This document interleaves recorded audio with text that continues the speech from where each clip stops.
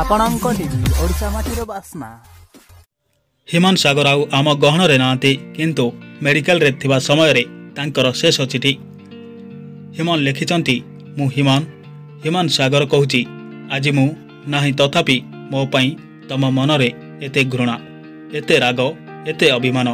ସତ କହିଲ, ମୁଁ ଜଣେ ସତରେ ଏତେ ଖରାପ? ଯଦି ମୁଁ ଏତେ ଖରାପ, ତେବେ ତ ମୁଁ ମରିଯାଇଛି। ଏବେ ତ ଖୁସି ହୁଅ। ହେଲେ ଏ ମିଛ କାନ୍ଦ କାହିଁକି?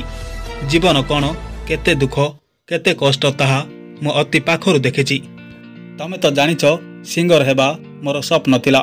ସେଥିପାଇଁ ମୁଁ କେତେ କଷ୍ଟ କରିଛି। ଲିଙ୍କ ରୋଡରୁ ବାଦାମବାଡ଼ି ରାତି ଅଧରେ ଚାଲି ଚାଲି ଯାଇଛି। ଲୋକଙ୍କ ଟାହି ଟାପରା ଶୁଣିଛି। ଶ୍ରେୟା, ମୁଁ ତୁମକୁ କେତେ ଭଲ ପାଉଥିଲି। ତୁମ ପାଇଁ ମୁଁ କେତେ ବ୍ୟସ୍ତ ହେଉଥିଲି, ତୁମର ଯତ୍ନ ନେଉଥିଲି। ହେଲେ ତମେ ମୋ ସହ କ'ଣ କଲ? କାହିଁକି ଏମିତି କଲ ଶ୍ରେୟା? ବାହାଘର ପୂର୍ବରୁ ଯେଉଁ ସବୁ କଥା ଦେଇଥିଲ, ତାହା ଏତେ ଜଲ୍ଦି ଭୁଲିଗଲ। ମୁଁ ତୁମ ନିର୍ଯାତନା ସହିବି ଚୁପ୍ ରହୁଥିଲି। ତୁମେ ଏତେ ନିର୍ଯାତନା ଦେଇ ବି ତମ ମନ ଶାନ୍ତି ହେଲାନି। ଦୁନିଆ ଆଗରେ ମୋତେ ଜଣେ ନଷ୍ଟ ପୁରୁଷ ସଜେଇ ଦେଇ ବଦନାମ କରିଦେଲ।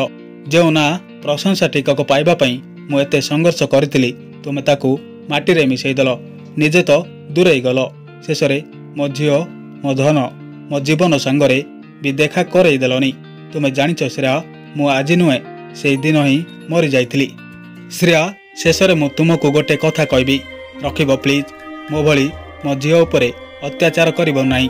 ମୋ ଝିଅର ଯତ୍ନ ନେବ। ମୋ ଝିଅ ଆଖିରେ କେବେ ଲୁହ ଦେବନି, ନଚେତ୍ ମୁଁ ଏଇ ଉପରେ ଥାଇ ବି ଶାନ୍ତିରେ ଶୋଇପାରିବିନି। ଶ୍ରେୟା, ଏଇଟା ମୋର ଶେଷ ଚିଠି। ନା ମୁଁ ଆଉ ଫେରିବି, ନା ତୁମକୁ ଚିଠି ଦେଇପାରିବି, କାରଣ ମୁଁ ପରା ଏବେ ଅଫେରା ରାଇଜର ତମର ରାଜକୁମାର।